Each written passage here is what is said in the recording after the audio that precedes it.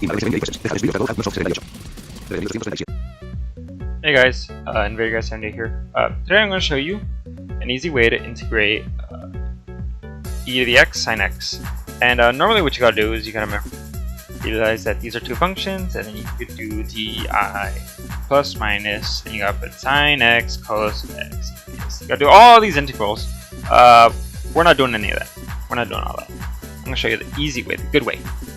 And so what you gotta do is you gotta look at sine x and realize that this is just the imaginary component of e to the ix.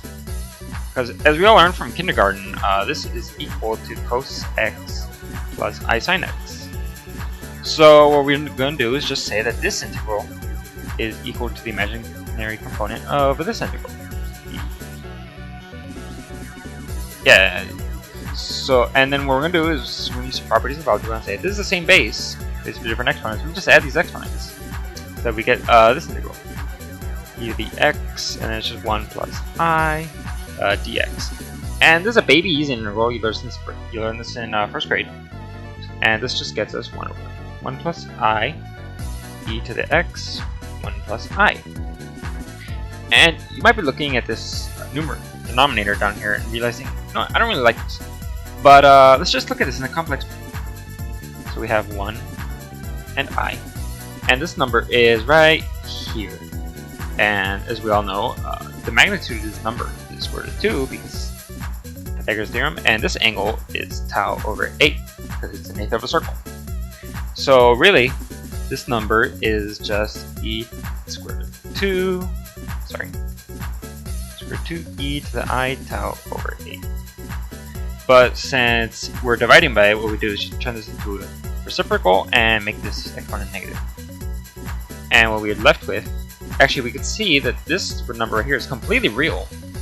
So we're just left with e over x square root of 2, and then just imaginary of this new function, I x minus tau over 8. And so, how do we handle this? We don't.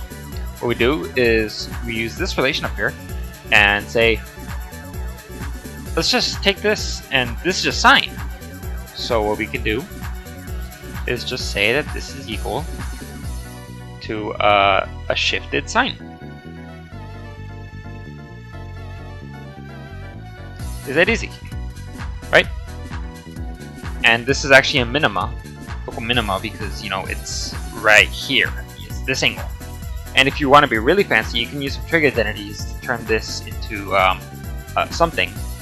But I don't feel like it. This is a complete answer. You can use this for calculations, and there's our answer. Yeah, let's just take a look at Desmos, and let's see what it says. Alright, chat, so here we are in the Desmos dimension. Here's our function, e to the x sine x, but we don't have to worry about that, and here's our integral. And if we look at this function, see, the one I gave you, look at that. We just shift it a little bit with our plus c. If it loads. Yeah, we can see it's totally correct. It matches perfectly.